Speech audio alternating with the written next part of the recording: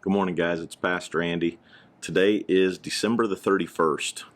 Here we are, the last day of the year. Tomorrow starts January 1st, 2020, which means we're not just entering into a new year, but we're entering into a new decade, and we're closing out a year and a decade today. So I hope that you finish the year strong, that you are in God's Word, that you are praying, talking to the Lord, having that conversation open with Him. So many people talk about their daily devotions and their walk with the Lord, and that should look like something where you're spending time in God's Word, where He is speaking to you every day, and where you're spending time in prayer, speaking to Him, not necessarily coming to Him with your wish list and treating God like a genie in a bottle or something like that, but where we are conversing with God about everything. We're bringing God into every area of our life. That's what prayer is, bringing God into every area of my life, not just a certain few, but bringing God into everything. That's what Paul said when he said pray without ceasing. That means not that you're walking around with your head down praying all day, or that you're, spending hours and hours and hours and all day in prayer. It means that you're in an attitude of prayer all day, where you bring God into every area of your life. There's nothing that's off limits to Him. So I hope that you have that as a priority for next year, starting off January 1 tomorrow, to do that with the Lord, to have that time with Him every day. If I can get you to ask yourself some questions and get you to look into God's Word for some answers, that's a win for me, because I am driving you, I am getting you to open God's Word and spend time in prayer with Him. And that's what the goal is for these daily devotions. And as I was reading today's proverb of the day, it's one of the more famous proverbs that we talk about, especially around Mother's Day, because it's Proverbs 31.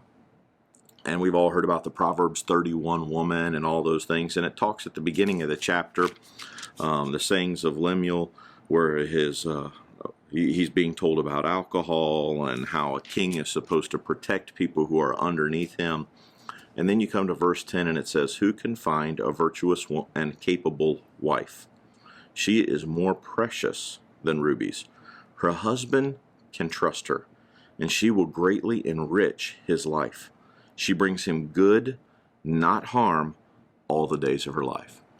Men, if you have a wife that is capable, who you can trust, who enriches your life, who brings you good, you got a virtuous woman.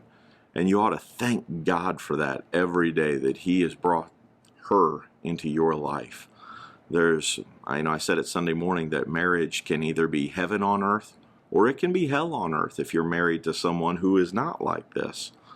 Unfortunately, there's a lot of men who are married to a wife who does a lot of talking. She doesn't, she's not virtuous. She's not capable.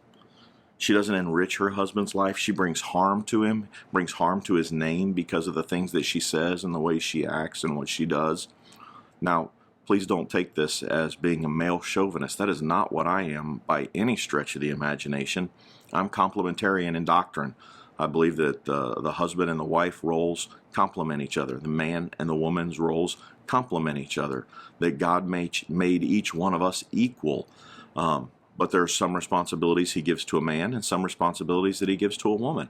One of those is not better than the other. One of those is not greater than the other. They're just different.